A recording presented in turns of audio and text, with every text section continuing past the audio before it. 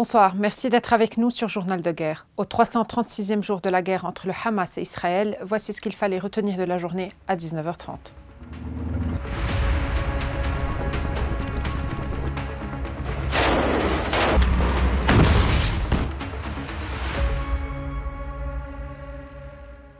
Les échanges de tirs se sont poursuivis vendredi après-midi avec l'armée israélienne, ciblant plusieurs positions du Hezbollah. Des avions israéliens ont mené deux frappes. L'une a détruit une maison à Aït Aloun et une autre a visé une résidence à Dhaïra, sans faire de victimes ni de blessés.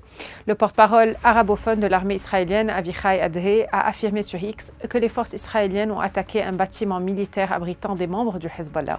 Il a ajouté qu'une unité de la 146e division avait repéré un saboteur du Hezbollah entrant dans un bâtiment militaire appartenant à l'organisation dans la région de Matmoura, avant que celui-ci ne soit bombardé par l'aviation israélienne.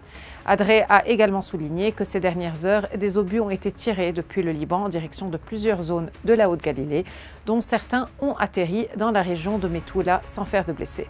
Les pompiers ont tenté de maîtriser un incendie qui s'est déclaré dans un immeuble de Methoula après la chute d'un obus.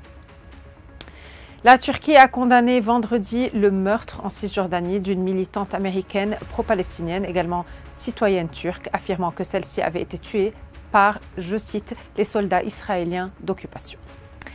Le bilan humain depuis le début de la guerre à 19h30 heure de Beyrouth. Du côté de Gaza, le ministère de la Santé a recensé près de 40 878 morts parmi les Palestiniens depuis le 7 octobre.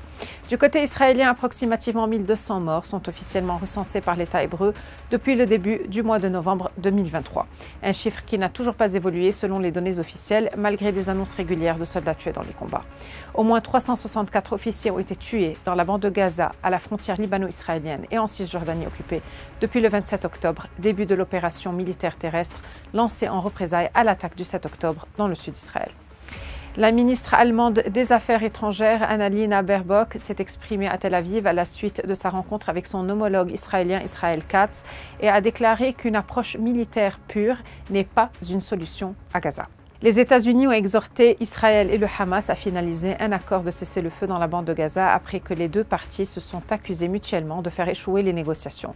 Le chef de la diplomatie américaine, Anthony Blinken, a confirmé les évaluations américaines selon lesquelles 90% de l'accord était prêt. Il incombe vraiment aux deux parties de parvenir à un accord sur les questions restantes, a-t-il affirmé lors d'une conférence de presse à Haïti.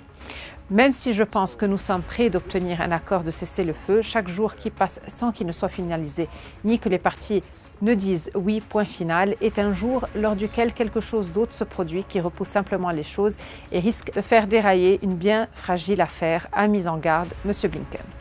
Merci de nous avoir suivis sur Ici Beyrouth. On se retrouve demain pour un autre résumé de la situation. Vous pouvez suivre toute l'actualité concernant cette guerre sur notre site web www.icibeyrouth.com sous la rubrique Guerre Israël-Hamas ainsi que sur tous nos réseaux sociaux.